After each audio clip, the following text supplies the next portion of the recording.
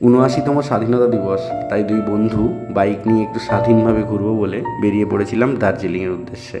আর এই বর্ষার শেষে দার্জিলিং মানে তো তোমরা জানোই, মেঘ, বৃষ্টি আর সবুজ পাহাড়।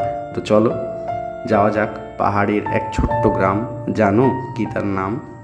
কার্শিয়াং থেকে জোরবাংলো মোড় হয়ে ডান দিকে পেশক রোড নিলেই পৌঁছে যাবে তোমরা এক মেঘের লুকোচুরির দেশে। আর তারপর আর মাত্র 10 কিলোমিটার গিয়ে বাঁ হাতে আরেকটা চড়াই।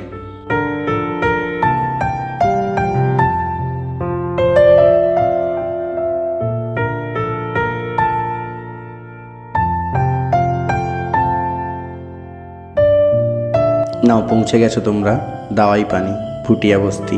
দার্জিলিংয়ের খুব কাছাকাছি, অফবিট গ্রিনারিতে ভরা খুব সুন্দর একটা ছোট্ট গ্রাম।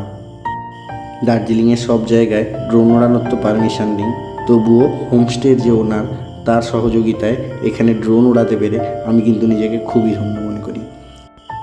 এক কথায় শহরের কোলাহল ও পলিউশন থেকে দূরে পাহাড়ি জীবন কাটানোর জন্য এটা একটা দারুণ ডেস্টিনেশন।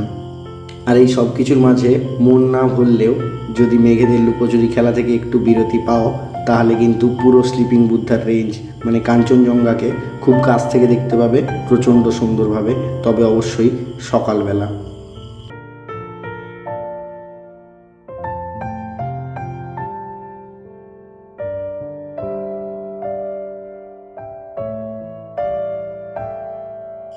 তাহলে আর দেরি কিসের, ভিডিওটা শেয়ার করে দাও নিজের সেই সমস্ত বন্ধু বা পার্টনারদের সঙ্গে যাদের সঙ্গে ঘুরতে যেতে যাও তোমরা দাওয়াই পানি। আর স্ক্রিনে দেখো পপা হচ্ছে পাইন হিল হোমস্টের নাম্বারটা, কল করে নিও।